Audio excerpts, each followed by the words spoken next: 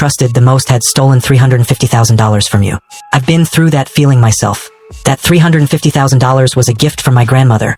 But I never imagined that my family members would take it just because I was away. Luckily, their actions were uncovered. And even though we share the same blood, my grandmother was determined to have them face the law. How did they manage to steal my money?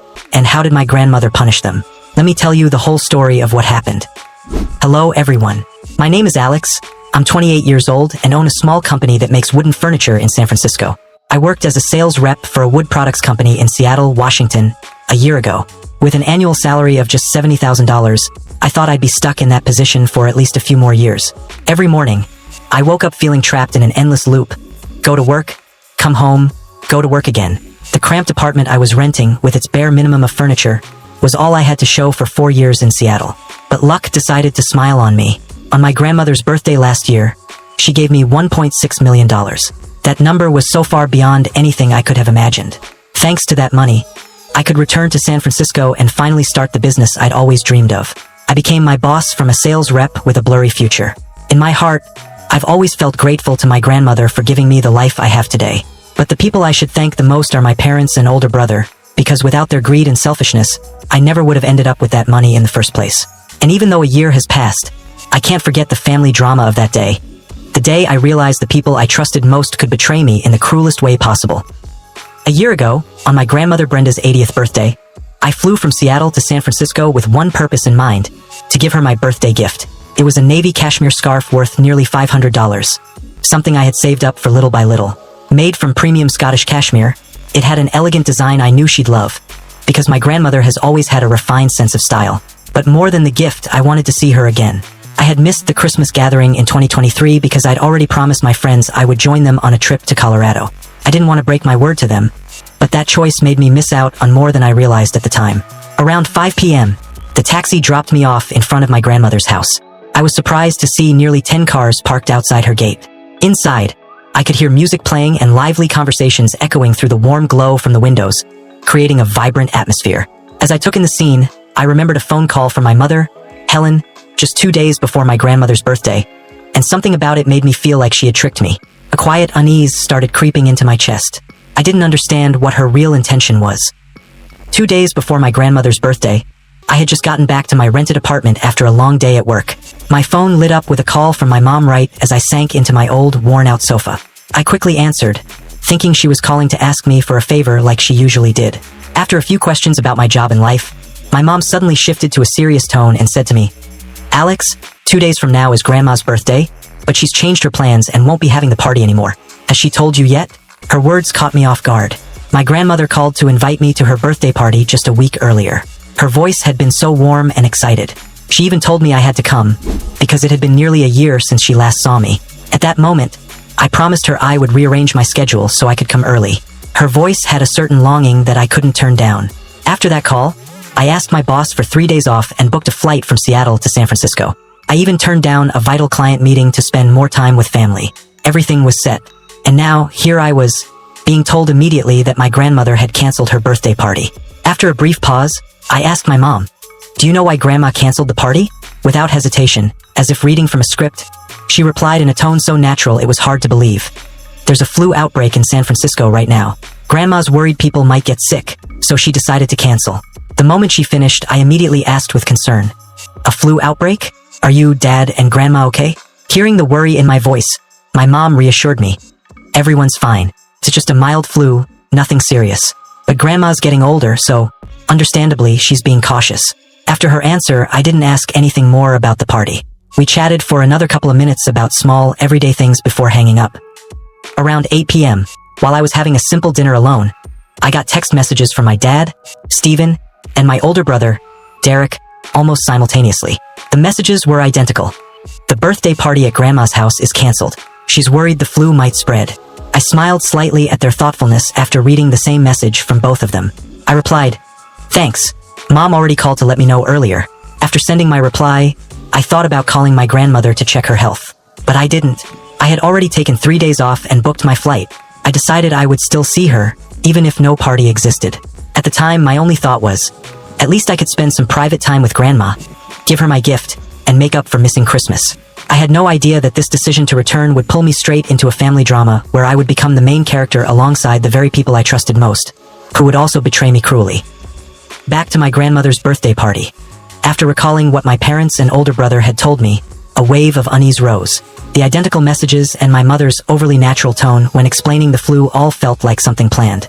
Still, I decided to walk into the party to see my grandmother and give her my gift. I had flown from Seattle. I couldn't just turn back now. Since it was her birthday, her house's gate and front door weren't locked. I walked right in, gift bag in hand. The moment I stepped through the gate, my cousin Olivia shouted at the top of her lungs, "Oh my God, Alex is here." Her sudden scream startled me. Almost instantly, people began standing up and peeking out the windows. Familiar faces appeared, but I saw surprise in their expressions instead of joy. Just seconds later, my parents ran toward me faster than I had ever seen them move. Their unusual behavior only deepened my sense of unease. Grabbing my hand urgently, my mom roared, "Alex, you're here. Everyone's missed you so much." She spoke so loudly I was sure the neighbors could hear her. I was shocked at this display. My mom usually spoke softly, never shouting. It felt fake, like she was deliberately raising her voice so everyone inside could hear. Before I could say anything, she leaned in close and whispered hurriedly, "Alex, I'm sorry I didn't tell you. Grandma changed her mind and decided to have the party after all. Please don't be mad at me." Her whisper carried a clear note of anxiety. Right after she finished, my dad jumped in. In a softer but equally hurried tone, he said, "Your mom's right. We're sorry. We got so caught up preparing for the party that we forgot to tell you.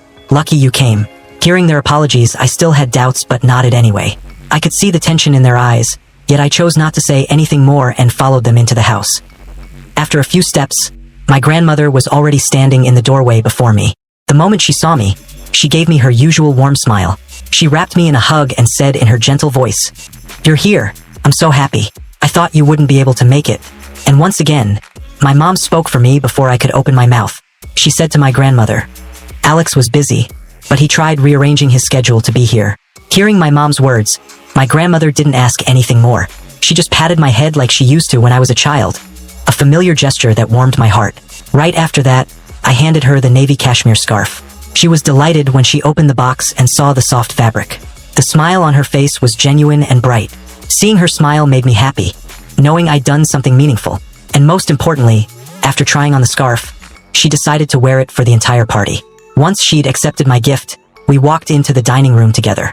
The lively sounds of laughter and conversation, and the delicious smell of food, created a warm atmosphere. Still, after everything that had happened since I stepped out of the taxi, I couldn't shake the uneasy feeling caused by my parents' strange behavior. They kept cutting me off, as if they were afraid I might say something wrong. The way they whispered their apologies and explained things so hurriedly, none of it was normal. Even though I was suspicious, I kept quiet. I decided to stay silent and watch what they did next. Something wasn't right here, and I needed to find out what it was. When I entered the dining room, my parents asked Derek, my older brother, to move to another seat so I could take his place. Hearing this request, Derek looked a bit surprised but stood up reluctantly. He moved to a table nearby with a less than pleased expression on his face. I sat in the middle with my parents on either side like bodyguards. My mom smiled and said in a tender voice, "It's been so long since I've seen you, so today I want you to sit close to me." At the time, I thought she truly missed me. The way she arranged the seating seemed like her way of making up for the time we'd spent apart. But her real intention was to keep me under control, to ensure she could step in and manage anything I said. When I sat down, my Uncle Mike, my dad's younger brother, handed me a glass of red wine and eagerly helped fill my plate with food. He had always been the most genuinely friendly person in the family, with a smile that never felt fake. Olivia, his daughter, started asking me about my life and work in Seattle with questions like, "Alex, how's work in Seattle? Do you like living there? Are you planning to stay long-term?" I answered her questions naturally, discussing my job, city life, and plans. The cheerful atmosphere of the party made me momentarily forget everything that had happened earlier. The sound of laughter, the smell of delicious food, and the genuine care from some of my relatives warmed my heart. Most importantly, I was there on this special day for my grandmother. Seeing her wearing the scarf I gave her made me feel happy, sure that I had made the right decision in flying back for her party. That night, nearly 20 people were at my grandmother's birthday party. Besides my family and Uncle Mike's family, some distant relatives lived and worked in San Francisco. Aunt Linda, my dad's cousin, Tom, my cousin from Oakland, and a few of Grandma's longtime friends. My grandmother ordered food from an Italian restaurant less than a mile from her house to save time and effort. Plates of pasta, fresh bread, salads, And most impressive of all, a beautifully decorated 3-tier birthday cake filled the table. Seeing everyone chatting and laughing, along with my grandmother's warm smile and the sparkle in her eyes as she looked at her loved ones gathered around her, I thought this would be a proper family celebration. A beautiful memory I would always keep of her 80th birthday. I didn't know that a family drama was about to erupt in her home in just a few minutes. And it would also be the first time in my life I would witness my grandmother, the same gentle, patient woman who had always been kind even when we broke things or misbehaved as kids, lose her temper completely. Around 8 p.m., after everyone had finished the main courses and dessert was served, Uncle Mike turned the music down to the lowest volume so Grandma could talk more easily with everyone. The atmosphere grew quieter, and people focused on listening to her. This was always a special moment in our family gatherings, when Grandma would share stories or check in on each person individually. Turning to Olivia, she asked in a caring tone, "Olivia, what did you do with my money?" Hearing the question, Olivia quickly set down the bite of cake she was eating. She looked a little shy at suddenly becoming the center of attention, and replied, "I haven't used that money. It's still in my savings account." Grandma nodded with satisfaction and said, "Good, you know how to save." At that point, I guessed Olivia must have received a lot of money from Grandma, but I didn't feel any jealousy. My outlook on life had always been that I should be independent, earn money, and never rely on anyone else. I had always been proud of that, no matter how hard life got. But I started paying closer attention when Grandma turned to Derek, my older brother, and asked in the same caring tone, "And what about you, Derek?" The moment she finished speaking, I froze. That was when I first realized Grandma had given Derek money. I had never heard a word about it before. Never had Derek or my parents mentioned it in any phone call or text. When I glanced at my mom and dad, they looked unusually uneasy. My dad kept clasping his hands together and rubbing them repeatedly, while my mom kept covering her mouth with her hand. Their behavior was completely different from their relaxed attitude throughout the party. I wasn't angry, but I did feel a little sad knowing that both Olivia and my brother had received money from Grandma while I hadn't. Maybe it was because I lived far away and didn't visit often, so Grandma hadn't considered me. Or maybe she figured I was old enough to take care of myself. After Grandma's question, Derek smiled confidently and answered, "I used all that money to buy stocks. I've already made a 20% profit." His voice was full of pride as he reported his investment gains. Grandma nodded with approval and said, "Well done, Derek. You know how to invest." Seeing Derek smile and Grandma's praise made my mood sink even lower. The feeling of being overlooked, of not being cared for like the others in the family, started to creep in. At that moment, I could only assume Grandma loved Olivia and Derek more or believed I didn't need her help. I didn't know that I had a share too, and it had been stolen from me most cruelly by the very people I loved most. While I was still lost in the sadness of feeling overlooked, Grandma turned her gaze toward me. Her eyes were as gentle as always when she asked, "Alex, what did you do with the $350,000 I gave you?" Her question left me completely frozen. I just sat there, mouth slightly open, unable to speak. She was talking about $350,000. An enormous amount I had never heard of before. This wasn't some small gift. This was the kind of money that could change a life. My thoughts started spinning. I wondered if Grandma was mistaken. Maybe she had given someone else $350,000 and somehow thought it was me. Or perhaps, with her age, her memory wasn't always accurate. I was just about to open my mouth to explain this possible misunderstanding when, suddenly, my mother grabbed my hand under the table and squeezed it hard. The grip was so firm it hurt, like an urgent warning. Startled by my mom's unusual action, I turned to look at her. Her face was pale, beads of sweat forming on her forehead. She forced a tight, uncomfortable smile, then answered Grandma, "Alex hasn't used that money yet." Her response hit me like a shockwave. My mind went into overdrive, trying to process what I just heard. That painful grip under the table, her forced answer, they told me everything. My mother knew about this money. She knew exactly about the $350,000 I had never been told existed. And maybe she had taken it on my behalf. But why? For what purpose? And why was I kept in the dark? Those questions kept firing in my mind one after another. Before I could figure out how to handle the situation, Grandma suddenly spoke up, her voice firm and loud. "I'm asking Alex, not you." Her tone was nothing like the gentle way she usually spoke. There was a decisiveness and sharp authority in her voice that I had rarely seen. When she said that, my mother fell silent and lowered her head like a scolding child. I could feel the hand gripping mine under the table shaking violently. Her palm was sweaty, and that fear radiated straight into me. Then Grandma fixed her eyes directly on mine, her gaze demanding an answer, and said, "Alex, answer me now. What did you do with that money?" Her voice was commanding, leaving no room for hesitation. I realized she was deadly serious and wanted to hear the truth straight from my mouth. At that point, I didn't hesitate anymore. I yanked my hand free from my mother's trembling grasp, ignoring her silent protest. I stood up, looked Grandma straight in the eye, and asked, "What $350,000? I've never even known about that money." My response seemed to suck all the air out of the room. Grandma stared at me with shock and confusion, as if she couldn't believe what she'd heard. Right then, I knew my parents were behind that missing money. The pieces had all fallen into place. I thought Grandma would tell them to return it. Maybe there'd be a small family argument, but things would end peacefully. I had no idea I was about to witness the full force of my grandmother's anger. Something I had never seen in all my life, not even when we broke her belongings or misbehaved as kids. While everyone was still glancing at each other in confusion, Grandma suddenly shouted, her voice full of fury, "Stephen, what did you do with Alex's money?" When those words hit the air, my heart felt like it stopped. I saw my parents' faces change completely.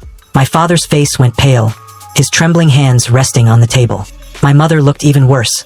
She pulled out a handkerchief to cover her face, her shoulders shaking uncontrollably. They didn't answer her question. Seeing their refusal to respond, Grandma turned to Uncle Mike and roared, "Mike, call the police for me." Hearing that, Uncle Mike looked up in shock and asked, "You're not serious, are you? You want the police here?" Grandma replied with firm resolve, "Yes, right now." The moment the word police was spoken, my parents shot up from their seats like they'd been jolted with electricity. They rushed over to where Grandma was sitting and dropped to their knees. The sight broke my heart. In a trembling voice, my father pleaded, "Mom, please, don't call the police. We'll return the money." Felt like I was living in a nightmare. Through her tears, my mother said to Grandma, "That's right, Mom, we were wrong." At their pleas, Grandma let out a heavy sigh and said, "It's too late. The one thing I hate most is a thief. You stole the money I gave to Alex." Hearing her accuse them outright, my father suddenly shouted back, "We didn't steal it. I just borrowed that money." That stubborn answer made anger rise in my chest. How could my dad still argue in this situation? His response only fueled Grandma's rage. She yelled, "Borrowed? Alex didn't even know about the $350,000. If I hadn't asked today, you would have kept quiet and taken it for yourselves, right?" Even then, my father refused to admit fault fully. He said to her, "Alex is my son. I have the right to decide for him." Hearing that, I instinctively stepped back, my mind scrambling to process what I just heard. Uncle Mike couldn't hold back anymore and shouted, "Shut up! Stephen, you're wrong." In that moment, I realized it wasn't just me. The entire family could see how wrong my parents were. 20 minutes later, the police arrived at Grandma's house. After she gave them a brief account of what had happened, the officers asked us to come down to the station to provide our statements. At the station, the whole and brutal truth came out. During Christmas 2023, Grandma had given her grandchildren a large sum of money to help them build their careers. It was her way of investing in our futures, hoping it would provide us a better life and financial independence. Her 3 grandchildren, me, Olivia, and Derek, were each given the same amount, $350,000. For young people like us, it was an enormous sum. Grandma had recently sold part of her farm to generate the money. She had to sell because no family member would return to work the land. The younger generation wanted to live in the city, chasing modern careers, and the family farm had slowly become a burden instead of a source of income. I couldn't make it home that Christmas because I had already planned a trip with friends, something we'd arranged far in advance and promised to join. I assumed it was just another Christmas, never realizing I was missing an event that could have changed my life. Even though I wasn't there, Grandma had told everyone she would contact me later and send me the money. But my parents quietly stopped her from doing that. They gave her my bank account information, or so she thought. The receipt for the transfer was still tucked neatly in her purse, proof of the trust she'd placed in our family. But instead of giving her the account I used daily, they gave her a different one. It was an account I had given my mom access to 2 years earlier, when she needed to deal with a financial emergency. Her account had a technical issue at the time and couldn't be used for a few days. I gave her my details so she could use them temporarily, trusting her completely like any child trusts their mother. Because that account was still in my name and they still had full access, they used it to trick Grandma into sending the money there. It was a carefully planned move, exploiting her trust and my lack of knowledge about what was happening. Once the bank confirmed the account was active, Grandma made the transfer immediately. She forgot to follow up and ask me whether I'd received the money, something she usually would have done. She later explained that her age and fading memory sometimes caused her to miss little details. As for my parents, after receiving the $350,000, they handed all of it to Derek so he could invest in a stock that was supposedly on the rise. Hoping it would triple in value within a year, they thought they could make a massive profit before I found out. It was a high-risk decision based on rumors and unreliable advice. With limited investment experience, Derek believed promises of significant returns without truly understanding the risks. That stock's value had collapsed catastrophically, down to just 1/10 of what they paid for it. My $350,000 was now worth only about $35,000. The money Grandma had saved and sacrificed her property to give me had vanished into thin air. Listening to their statements at the police station, I felt my heart shatter. Not just because of the money, but because of the betrayal from the people I trusted most. After all the formalities at the police station were done, I decided to expose the lie they had told Grandma about canceling the party. I took out my phone and showed her the messages my parents and Derek had sent me. Grandma was utterly shocked when she read identical texts about canceling the party because of a flu outbreak. Her eyes widened, her face slowly drained of color. Her hands trembled as she held my phone, reading the words repeatedly as if she couldn't believe them. Her breathing grew quick and shallow, like someone had just been punched in the chest. She looked straight at my parents and Derek, her eyes filled with disappointment and fury, now cold and unyielding. Her voice was nothing like her usual gentle tone. She told them, "From this moment on, we are no longer family." That devastating declaration broke all three of them instantly. My father burst into tears like a child, his face contorted with grief. My mother covered her face and sobbed uncontrollably, her body shaking. Derek stood frozen like a statue, pale-faced, his lips trembling, unable to speak. They all rushed toward her, begging. My parents and Derek grabbed her hands, desperately trying to hold on to some family connection. But she pushed them away firmly, without a hint of hesitation. Then she said, her voice like ice, "I will revise my will. You are all removed from the inheritance." Those words landed like a death sentence. My father fell to the floor, pleading for her forgiveness. My mother cried so hard she could barely breathe. Derek stood still, but I saw tears fall from his eyes. After that, I drove Grandma home in silence. The whole ride, she didn't say a single word. Her face was cold, but I knew her heart was breaking. That night, when we arrived at her house, she asked me to take an extra 4 days off work. Her voice was tired, yet resolute. I didn't know exactly what she had in mind, but the determination in her eyes was evident. I nodded without asking any questions. I knew she was preparing for something important, maybe the will change she had mentioned, or other decisions about the family's future. Whatever it was, I would be there for her during these difficult days. After everything that had happened, I understood one thing. Our family would never be the same again. The trust was gone forever, and the consequences of their actions would last for the rest of our lives. 2 days later, my parents, Derek, and Uncle Mike's family were called to Grandma's house. The atmosphere in the familiar living room was tense and heavy, a stark contrast to the birthday party just days earlier. There, with the presence of attorney Laura, a woman in her 50s dressed in a sharp black suit and carrying an elegant leather briefcase, Grandma formally announced her decision to amend her will. The moment the announcement was made, my father began to tremble. He lowered his head, his hands clasped so tightly that his knuckles turned white. My mother sat beside him, her face pale, her eyes red and swollen from nights of crying. Derek sat in the corner, avoiding everyone's gaze, his face noticeably more drawn than it had been 2 days before. Attorney Laura opened her briefcase, took out the legal documents, and then read Grandma's decision. My parents' and Derek's inheritance shares would be transferred entirely to me after her passing. Uncle Mike's family would keep their share as it was. With the remaining assets, including the farm, the house, and several other valuable holdings, it was estimated that Uncle Mike's family and I would split no less than $3 million. Hearing this, my father suddenly stood up and tried to beg Grandma to change her mind. My mother broke down, sobbing and pleading for forgiveness. Derek was utterly crushed, holding his head in his hands, trembling. But Grandma just sat still, her face like stone, unmoved by their pleas. At the same time, she gave my parents 30 days to return the $350,000 they had taken from me. An incredibly short deadline, especially knowing that nearly all of it was gone after their failed stock investment. Attorney Laura, acting on Grandma's authority, stated that she would file a legal demand in court to ensure they received formal notice. The mention of legal action left my parents stunned. They realized they were losing their inheritance and facing potentially serious legal consequences. While the three of them sat in shock, Uncle Mike spoke up, his voice thick with anger, saying it was precisely what greedy people deserved. Sitting beside her father, Olivia nodded in agreement, her eyes filled with disappointment as she looked at Derek and my parents. Grandma then explained that she had given them love and opportunity, but they had betrayed and deceived her. Now they would have to face the consequences of their actions. The entire room fell into heavy silence.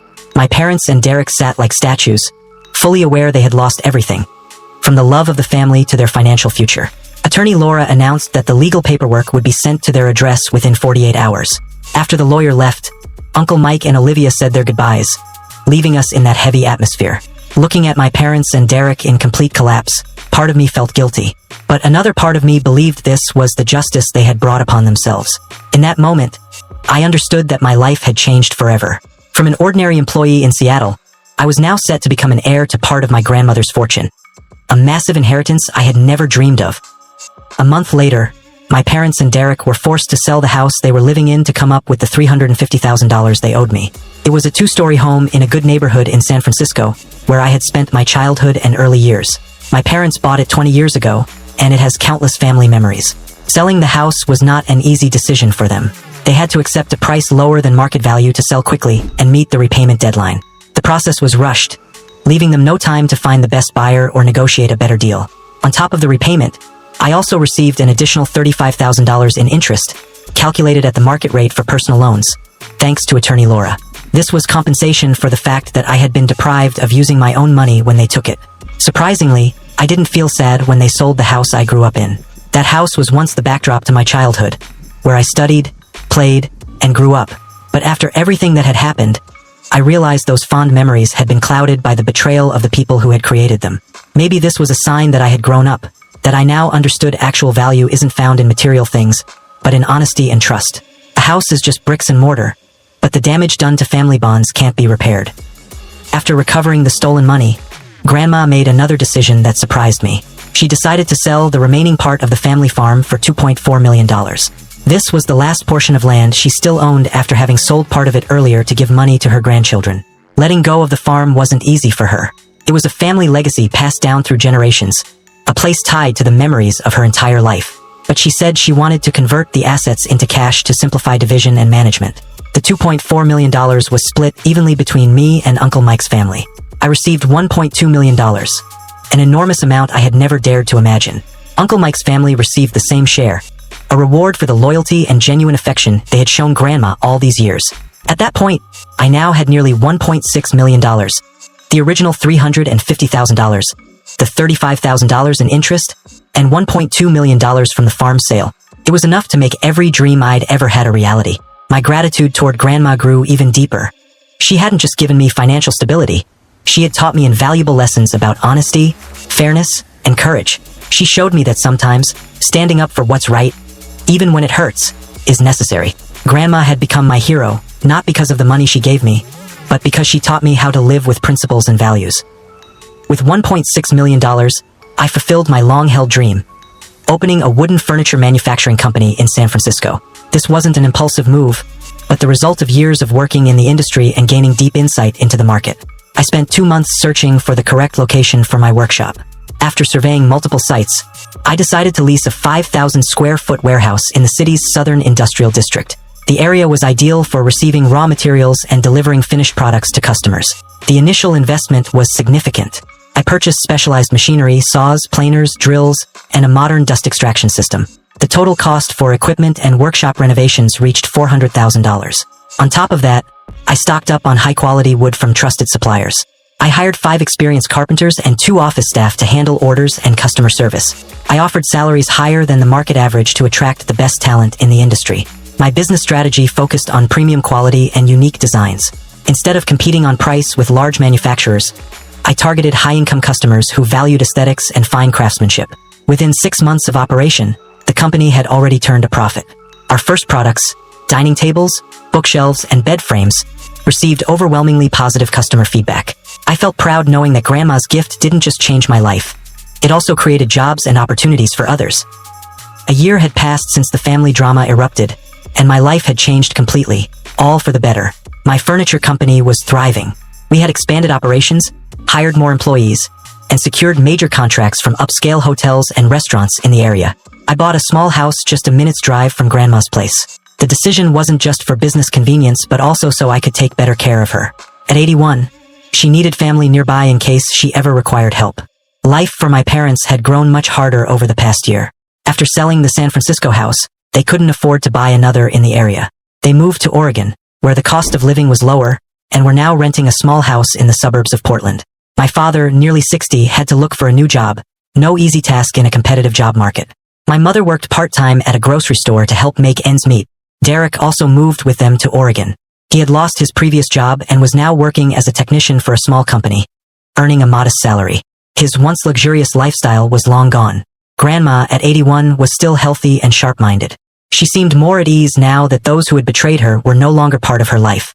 She often said she felt relieved not to worry about schemes or lies anymore. Living nearby meant I could visit her often for dinner, conversation, and companionship.